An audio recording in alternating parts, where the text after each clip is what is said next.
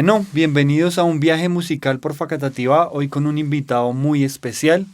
Estamos con el maestro Milton José Ortiz, pionero, diría que en la música tradicional colombiana, andina en el sector de Cundinamarca, especialmente Facatativá. Felipe, muy buenas tardes. Gracias por la invitación. No, tenías que estar acá. Precisamente este podcast se trata de dar a conocer un poco más estos artistas que han generado cierto impacto, trascender de pronto el sector musical en Facatativá principalmente, pero que ha llevado la música a diferentes sectores. ¿Qué querías ser cuando niño? Bueno, empecemos. Recordando un poquito, mi infancia fue en Santander, en el departamento de Santander, en un municipio que se llamaba Málaga. Bueno, la niñez o en el caso personal, era una vida sin mirar tanto hacia adelante, sino era una vida de ese día a día y uno era feliz. Tal vez por ahí, cuando ya llegué al bachillerato, que llamábamos en ese tiempo, por ejemplo, tal vez grado tercero de bachillerato, que ahora sería octavo, ¿no? Sí, es cuando empezó pues tal vez sí la pregunta esa que usted me está haciendo. ¿Qué pensaba? ¿Qué iba a hacer? Y sí, yo llevaba la música adentro, a todo momento, pero no pensaba realmente que mi proyecto de vida iba a ser en la música. La música yo la veía era como, bueno, como algo cotidiano, como el juego. Pero luego varias experiencias que empecé a tener con la música me fueron jalando hacia allá. En otras palabras, de niño nunca pensé en ese proyecto de vida alrededor de la música. Cualquier cosa, nunca la música. Sí, eso pasó. Bueno, ¿y cómo Milton dice o cómo Milton se empieza a interesar por la música? Pues yo crecí en una familia musical. En una familia totalmente musical. Mi padre interpretaba instrumentos de cuerda, como la bandola, como el tiple. Entonces, pues uno ahí al lado, sin querer queriendo, como dice el chavo, ¿no? Sin querer queriendo ahí fuimos pegándonos al cuento. Y mi hermano mayor, él tomó primero ese camino de la música y realmente yo al lado de ellos fue que empecé a aprender los principios de la música. Bueno, los principios, pero empíricos totalmente, ¿no? Eh, Cerca de mi padre, él tocaba su música, sobre todo andina, colombiana, tradicional. Él interpretaba bambucos, pasillos, guabinas, torbellinos. Mi hermano interpretaba en esos tiempos, eran muchas baladas. Pero yo me pegaba ahí y miraba, me fijaba cómo de pronto hacían las posiciones en la guitarra o en el tiple y se pegaba uno de a poquito. Entonces, así fue que nació ese camino, ¿no? Ese camino de la música me llegó, fue por ahí. Claro, y hay una tradición, si quisiéramos llamarla, así como existe la tradición oral, digamos que todo este lenguaje musical, sobre todo en el trío típico colombiano, guitarra, tiple, bandola, ahora podemos encontrar score, podemos encontrar partituras, podemos encontrar información de cómo ejecutar, pero en ese entonces, que siento que es la raíz del género, de los géneros como tal, pues en ese momento creo que no existía eso, sino era de manera más de gusto, de más de sentir, y siento que en parte puede ser eso el éxito de la cantidad de composiciones que tienes tú, que ya más adelante me vas a contar. Sí, sí, la música precisamente de pronto, lo que usted dice, ¿no? Surgía no tan, pues no de academia, no de la lectoescritura musical, ¿no? Eso no existía. Había mucho sentimiento, ¿cierto? Y de pronto la experiencia que uno tenía con el instrumento y entonces uno jugaba con el instrumento y algo salía, algo salía. Entonces, pues así fue que comenzó este cuento. Y lo que usted me dice de pronto de llegar a la creatividad en la música, sí, tal vez es un elemento que usted me hace reflexionar, porque a veces el ser tan frío en la escritura musical, de pronto de solo ver pepas o líneas, no expresan lo que realmente debe sentir uno como persona. Claro, y yo supongo que a la hora de generar la lírica también, ¿no? Pues no es lo mismo decir rima esta palabra con esta palabra, la voy a rimar con esta otra, sino es diferente que vaya fluyendo de la inspiración como tal. Es una analogía parecida, ¿no? Sí. Y en ese orden de ideas, supongo que su primer instrumento tuvo que haber sido un instrumento de cuerda, gracias a la influencia de su padre, ¿o me equivoco? No, fue la guitarra. La guitarra. Sí, Felipe, eso fue la guitarra. También existía, mi padre tenía bandola y tenía tiple, pero a mí el primer instrumento que me enganchó realmente fue la guitarra. La guitarra.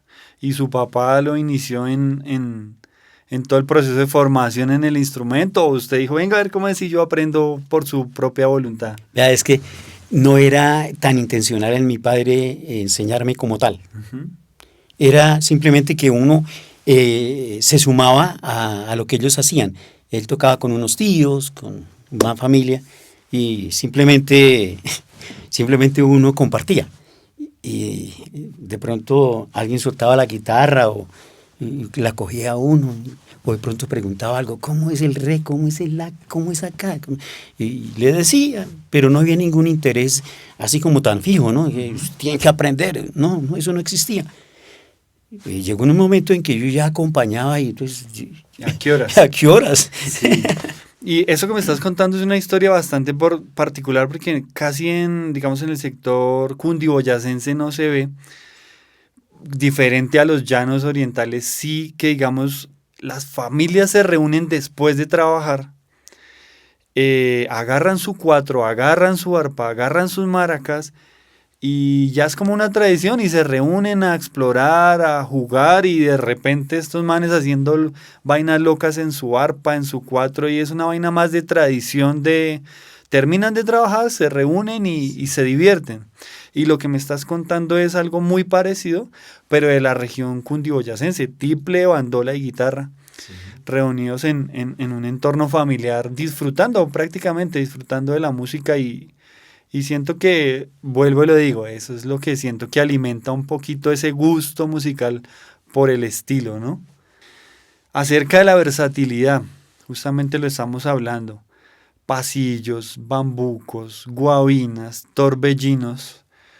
Si uno lo analiza teóricamente al día de hoy, cada género tiene una estructura rítmica, ¿por qué no una estructura métrica, armónica, que hace que el género tenga su característica?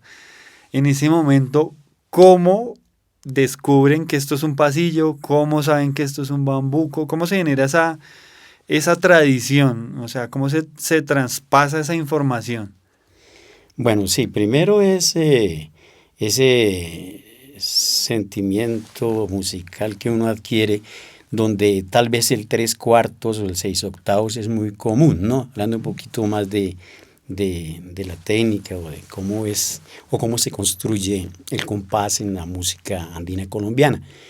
Yo me acuerdo que, por ejemplo, el guajeo en el tiple acompañando un bambuco, cuando yo lo aprendí yo no era consciente de eso, ¿no? Y después con el tiempo cuando llegué a estudiarla de manera muy formal, pues ya empezaron las grandes preguntas. Decía, y vea, las estructuras de la música como son, pero este bambuco es 3/4 o es 6/8, y empezaron las preguntas, ¿no? Y eso me dio pie para empezar precisamente a construir lo mío con base en esas reflexiones de la construcción de la música, de cómo es la guabina, el 3/4 bien clarito, que el vals, bueno, así sucesivamente.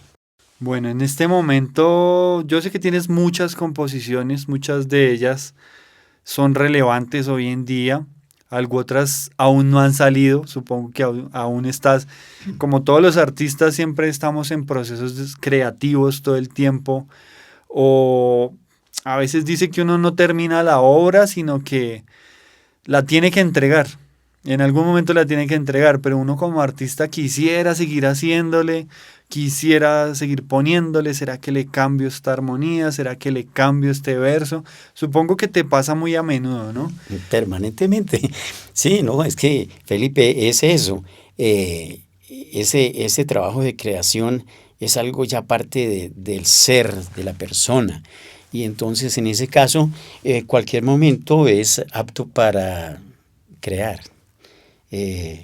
Por decir algo, yo estoy en cualquier espacio y se me puede venir una buena ocurrencia. Yo le digo ocurrencias, ¿no? Que es el sinónimo de inspiración. Y sí, claro, en ese momento tengo que coger esa información, no dejarla ir. Entonces, el momento en que uno acude a escribirlo, bueno, en estos tiempos tenemos muchas herramientas digitales que fácilmente uno puede consignar todas estas ideas, ¿no? Y eso es lo que yo hago. Inclusive en la noche, tarde en la noche, me ha pasado que a veces estoy ya acostado y se me viene una buena idea o melódica o de pronto lírica, de pronto de letras. Y me toca pararme y escribirla porque el otro día de pronto no me acuerdo. Claro.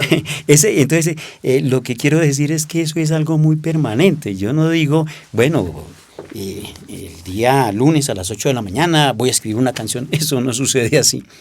No, no, no, no.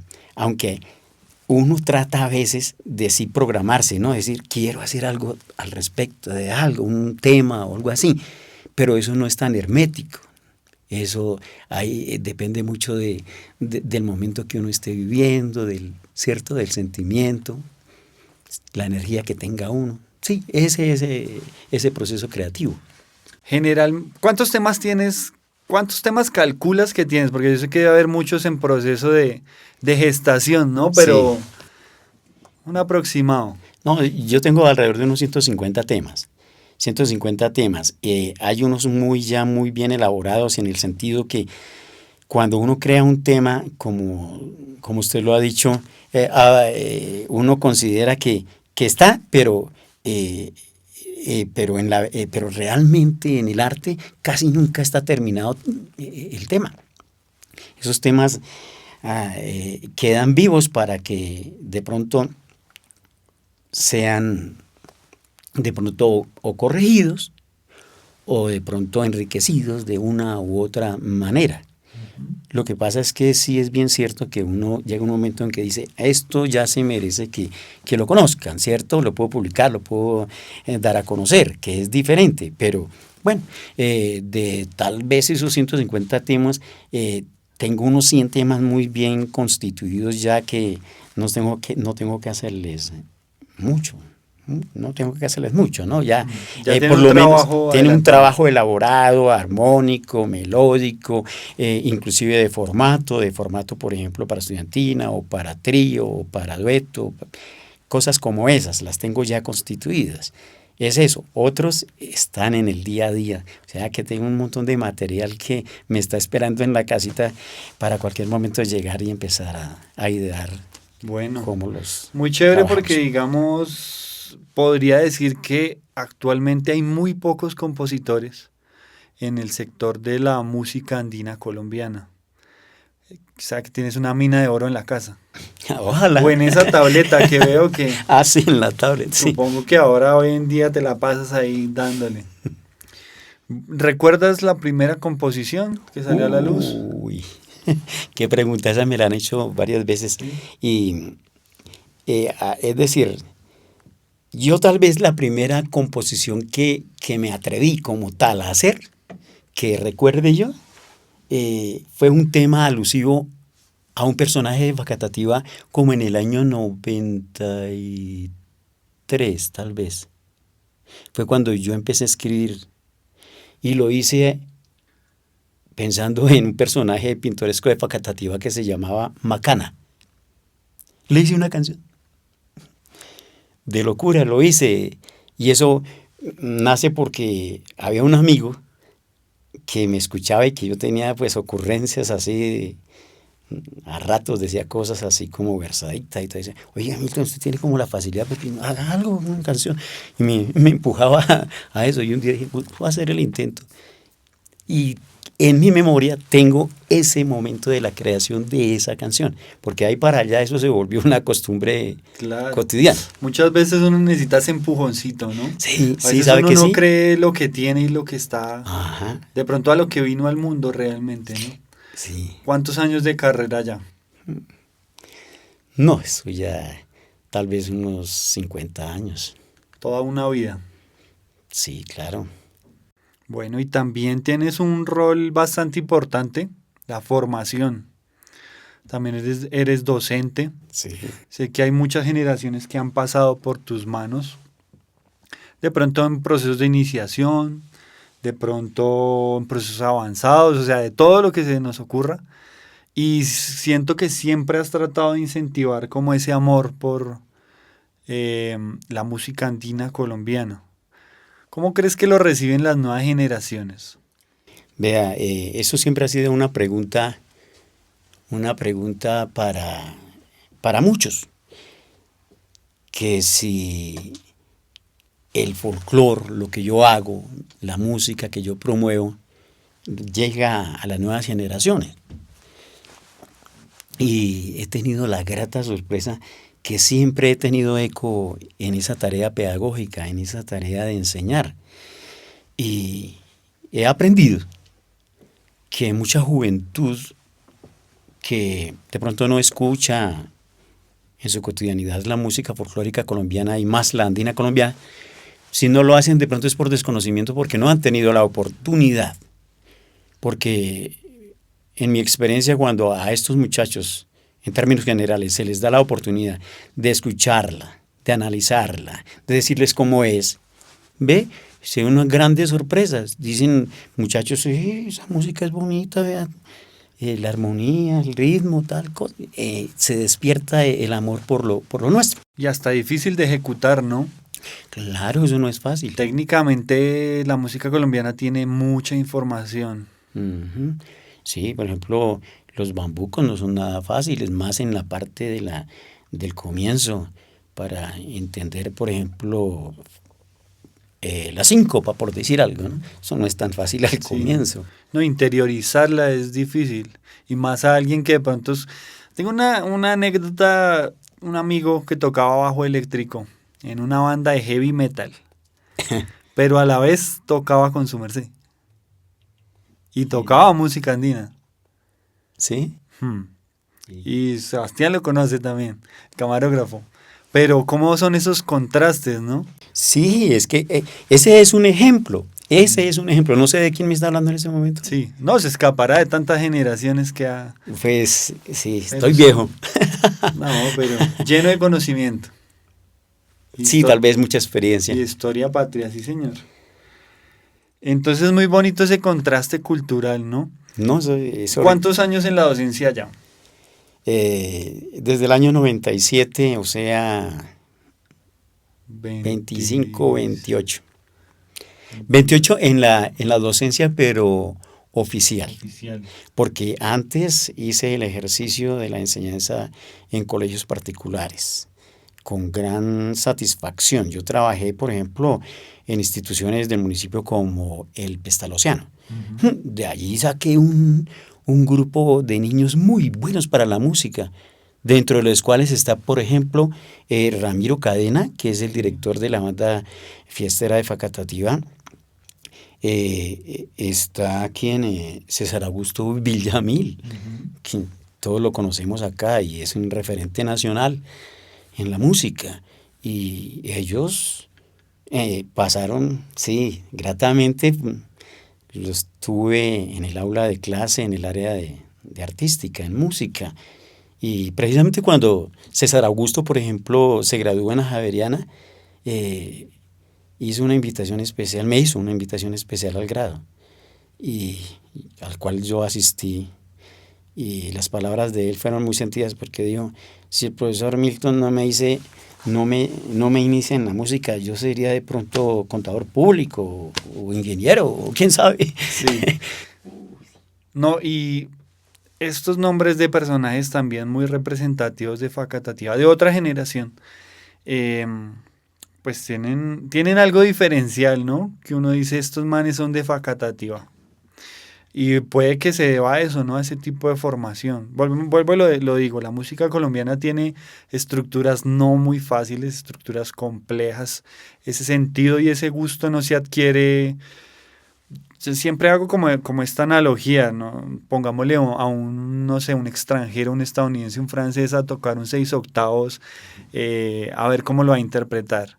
Muy difícil porque ellos están acostumbrados a tocar de pronto más cuadrado, más binario todo, y es difícil. Entonces el músico latino y más el colombiano tiene una diversidad musical espléndida y creo que eso hace que en cualquier parte del mundo brille, ¿no? Porque la diferencia es que nosotros sí podemos entender un poquito lo cuadrado, lo clásico, pero tenemos ese plus de ese gusto latino y precisamente eso lo da de pronto esa formación de la música colombiana como tal, apropiarnos de esos ritmos y creo que es una labor que pues hay que elogiar y que su merced ha hecho a lo largo de toda su vida. Sí, sí, Felipe, esa ha sido la tarea y como le digo, de grandes satisfacciones porque para muchos ha sido proyecto de vida, para muchos de mis estudiantes ha sido el proyecto de vida y para muchos otros, si no ha sido el proyecto, han sido momentos vivenciales muy importantes porque la música cumple esa tarea también de complementar nuestro día a día, así como lo hace el deporte para ocupar el tiempo libre, bueno, el hobby, pasarla bien, la No, y música. la formación personal, o Ah, sea, bueno, cualquier integral. persona que se dedique de pronto a una actividad sana, lúdica, que entretiene, o sea, de igual manera, sea o no profesional en la música, pues va a aportar muchas aptitudes a cualquier persona que trate de explorar cualquier actividad artística. Bueno, ya que hablamos un poquito de algunos personajes facatativeños, hay un tema, si no estoy mal, se llama Ancestro. Ah, sí. ¿Es un homenaje a quién? A ver, ese pasillo es un pasillo fiestero y el título concebido al comienzo fue Ancestro Facatativeño. Y lo hice, la verdad lo hice fue en honor a Luis Eduardo Rosso León, director del grupo de danzas Ancestro Facatativeño. Me parece que él es un personaje, o fue un personaje, ¿no? Sí. En la parte cultural, en la danza folclórica. Y yo siempre veía las presentaciones de este grupo que son magníficas. Y yo siempre soñaba ese video. ¿Cómo me gustaría que bailaran algo mío? Que a mí se me ocurriera algo y preciso lo maduré y se hizo. Entonces ese pasillo fue en honor a ese grupo de danzas en cabeza de Luis Eduardo Rosso.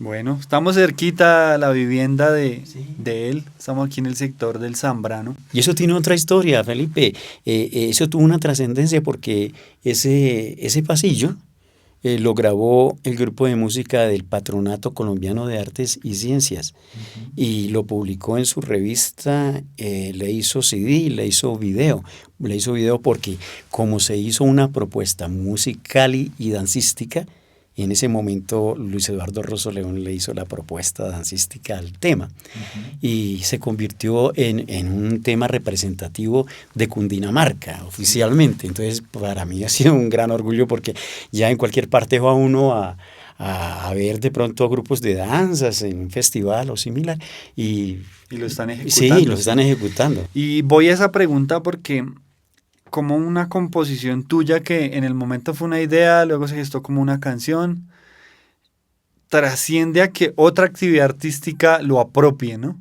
Entonces, como tu creación, ahora ya no solo es musical, sino resultó influenciando el sector de la danza folclórica, ¿no? Lo bonito del folclore colombiano.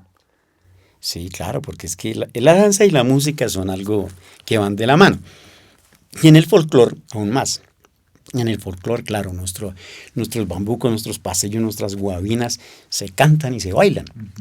Eso es así de sencillo y por eso fue que pues llegamos a ese momento y la verdad tengo más temas con la misma proyección, que de pronto no han salido así como Ancestro, pero tengo la fe que es cuestión de tiempo. Claro, ¿no? Y se va a dar muy seguramente. Bueno, este tema Ancestro, maestro Fernando Peña hizo una adaptación para banda fiestera. Ay, sí, ese el maestro se hizo un arreglazo. Un Brutal. arreglo, sí, no, él tiene una capacidad musical extraordinaria y eso fue para mí una sorpresa.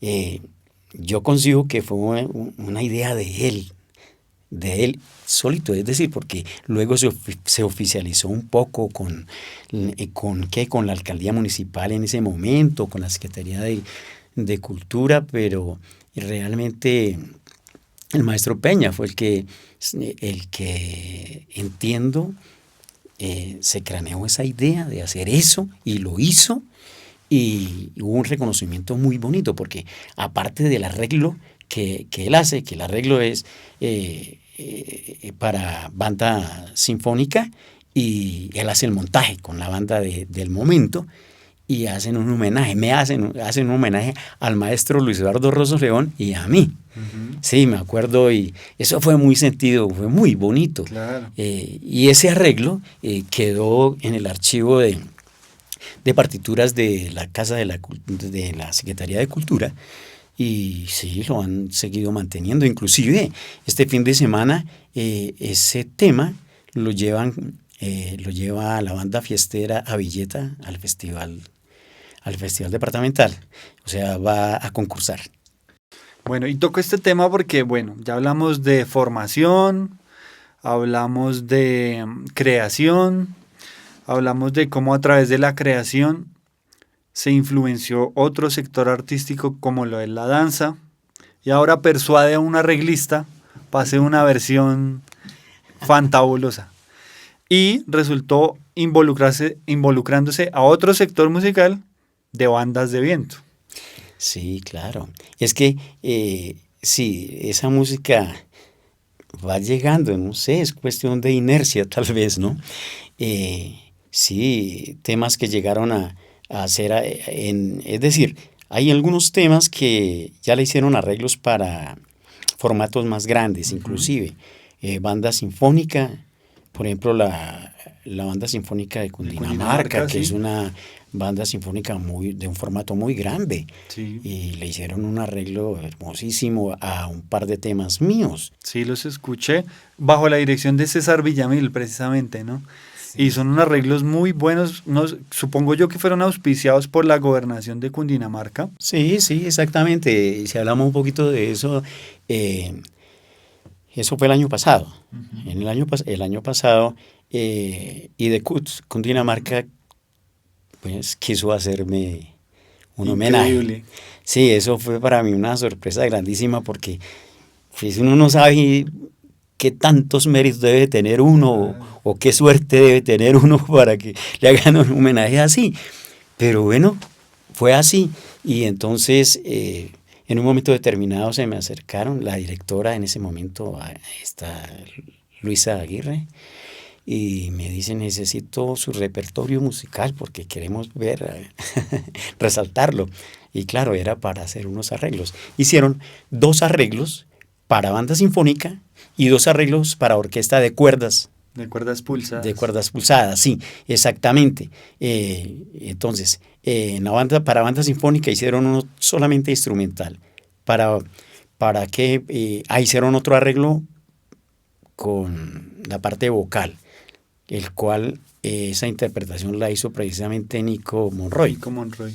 Exactamente.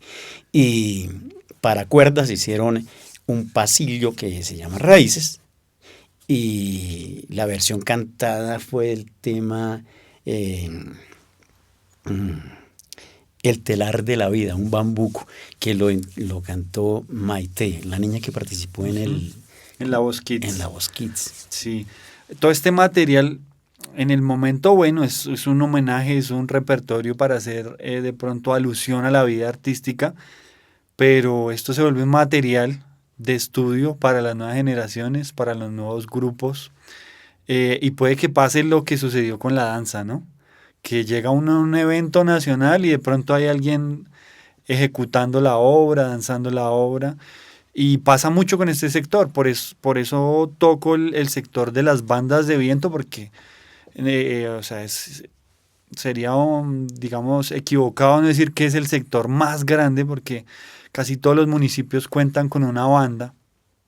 Ahí dice un dicho que un pueblo sin banda es un pueblo sin alma. Sí. Entonces es un sector demasiado grande y el hecho de que ya haya música adaptada para banda fiestera, para banda sinfónica, para orquesta de cuerdas pulsadas, todo a través de un núcleo y una célula que un día Milton dijo, ¿por qué no? Y exploró y miremos lo que hoy se ha convertido, ¿no? Sí, Felipe, y ahí vamos y la verdad, hablando un poquito de eso, pues simplemente qué importante que haya más gente que de pronto se preocupe por esas raíces culturales, en este caso raíces musicales, como ¿para qué? Para darle más fuerza a nuestra identidad cultural. Es muy importante. Yo una de las tareas que tengo es esa. Me la he propuesto y es no dejar morir nuestro folclore. Y para ello simplemente aporto mi granito de arena dentro de mis capacidades. Entonces es sumar esas buenas intenciones para fortalecer nuestro folclore. Y sí, ahí vamos, Felipe, se está logrando poquito a poco. No, y lo que falta, porque todo ese material tiene que salir a la luz próximamente. Sí, es decir, seguimos trabajando, sino que vale la pena también anotar que es que eso no es fácil y tampoco es tan gratis. Sí hay el esfuerzo que uno hace en el tiempo libre, de pronto no tan laboral, porque esto lo ocupa uno más que todo es en la casita, cuando llega del trabajo, en la noche y todas estas cosas. Sí, pero luego llegan momentos, por ejemplo, de registrar la sonoridad, de ya registros sonoros, de hacer audios o hacer un video, y eso vale plata. Claro. Y entonces en ese ejercicio estoy, y poco a poco lo hago, pues no se puede tan ambicioso porque pues hay que medir la parte económica. Claro, total. Por aquí bienvenido cuando... Sí, eso necesite. Estoy viendo, esto me está gustando. Maestro, ¿qué le diría de pronto a las personas que nos escuchan? De pronto jóvenes, niños, ¿por qué no? De pronto el niño que le gusta la música y que tiene sus habilidades, pero no sabe si de pronto encaminarse a, ¿no? No, pues para los jóvenes, primero hay que darles la oportunidad de que gocen la música. Ahora, tenemos claramente música comercial y la música que de pronto llamamos nosotros de nivel cultural o académica o folclórica también, ¿no? Son músicas que marcan algo de diferencia en el contexto. Pero para los niños hay que dejarlos que escuchen su música. Nosotros sabemos que los medios de comunicación pues tienen otros intereses y hacen lo que les conviene a ellos, y contra eso no vamos a pelear. Lo que hay es que acomodarnos. Y entonces a los niños, a la juventud, hay que decirles que no, si es lo que les gusta también, pues la música moderna, lo que está sonando, que lo hagan, que la escuchen, que la practiquen, pero lo que no puede pasar es ignorar nuestras raíces musicales, nuestras raíces culturales, nuestro folclore. Decirle al niño, esto también es parte de nuestra vida, parte de nuestra identidad, es parte de lo que nosotros somos. Hay gente de otros contextos, de otros países, de otras regiones, como uno quiera decir, pues que a ellos no les da pena decir quiénes son y cómo es su música, cómo es su folclore, cómo son sus ritmos, sus instrumentos musicales, no les da pena. Y a otros, pues tampoco nos debe dar pena. Entonces, al niño, yo por ejemplo, esa es la tarea que estoy haciendo desde la escuela, ¿no? dándole esa ventanita para que de pronto se despierte por ese lado y que la música empiece a formar parte de su vida, pero en un comienzo no puede ser tan como tan exigente, sino más bien más lúdico, como que la disfrute y llevarlo con cuidado poco a poco. Que si él encuentra de pronto en el arte, en la música, su proyecto de vida, eso es distinto, pero es cuestión de tiempo. No, yo, Milton, muchas gracias por asistir a este podcast. No, Felipe, muchas gracias a usted porque estos medios son precisamente para eso. Yo le agradezco porque esto sirve como de punto de apoyo para seguir mostrando lo que se está haciendo. Y es una de las cosas con las cuales quería yo cerrar, ¿no? Era decir que de pronto el Estado, el municipio, el ente territorial debe preocuparse un poquito más es por divulgar esta clase de esfuerzos que se hacen de pronto de manera un poco como allá escondida, oculta, personal, pero que en el fondo son identidad de un territorio, identidad de un municipio y la verdad necesitamos apoyo para por lo menos divulgar lo que uno hace, divulgar, darlo a conocer.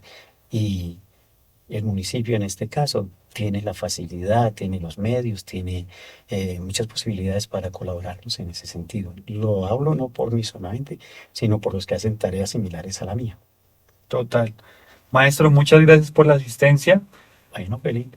Y a todos los que han visualizado este podcast, esto es un viaje musical por Facatativá.